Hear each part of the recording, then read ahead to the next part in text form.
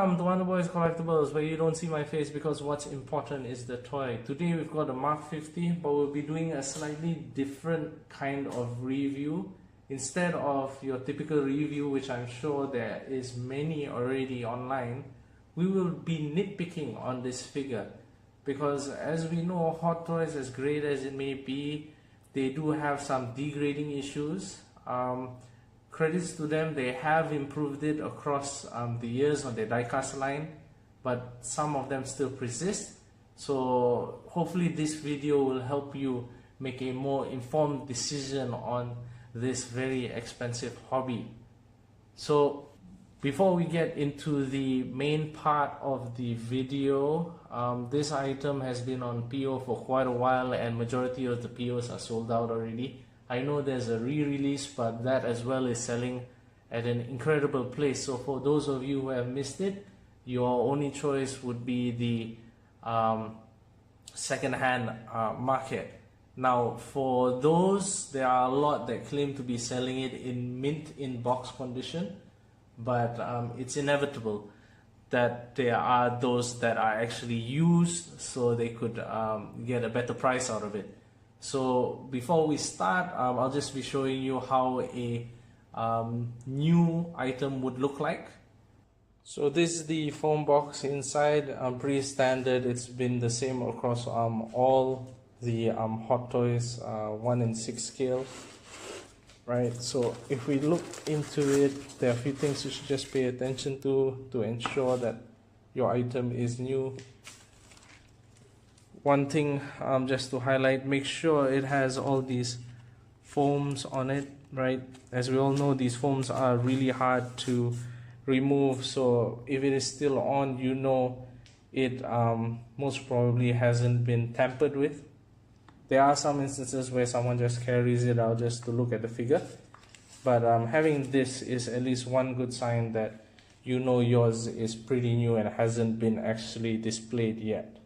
As for the accessories, there are no battle damage parts in the accessories. The wings, the weapons, they're all painted. There's no weathering effects, there's no battle damage instances. So if you pick up one and you notice a scratch, that is definitely a defect or an indication it has been damaged and been used. So that's another thing to point out. And one thing just to pick on since I'm here, sometimes these batteries, they have some burst cells if you look behind, but that is not a good indicator whether or not it has been used. It's just a word of precaution in case you're just particular on that. Now comes the main part of the video, nitpicking. So I guess the first thing I would like to pick on is the box itself. I've been collecting the diecast line since the Mark III, and I remain that until today the Mark III box in terms of the art is really nice. They had that plastic layer around it, it was drawn on, it looked like something of a 3D.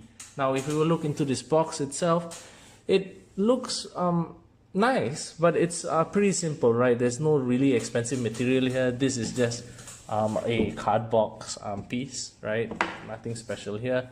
And the art box itself is just black and it has this white drawing, you know. I would have expected them to at least coat it in plastic, like how most of the diecast lines were like, but that is not for this case. So number one is the box is nice, but I think they could have done a better job. Next nitpick is the accessories. So the accessories, just for those out there, it is not diecast, it's plastic.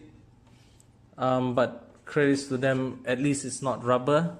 It's very detailed, so at least that's going for them. But yeah, it would have been a lot cooler if it was diecast, but I do understand where they went and made it plastic, but at least it doesn't look too plasticky. I think after that as well is the stand. I really don't know what happened to them. They used to come with these really nice semi Hall of Armor stands. Now they've reduced it to these kind of stands with a sticker on top. I really think once more they could have done better with that. As for the main figure itself, as usual, the hands are rubber. As you can see, these are rubber. It comes with in total 6 interchangeable hands. I think 4 of them, the closed fist is rubber and the open fisted joints are rubber. Now we all know Hot Toys has the dreaded pink panty issues, so there's a chance these guys would turn over as well, just for you guys to know.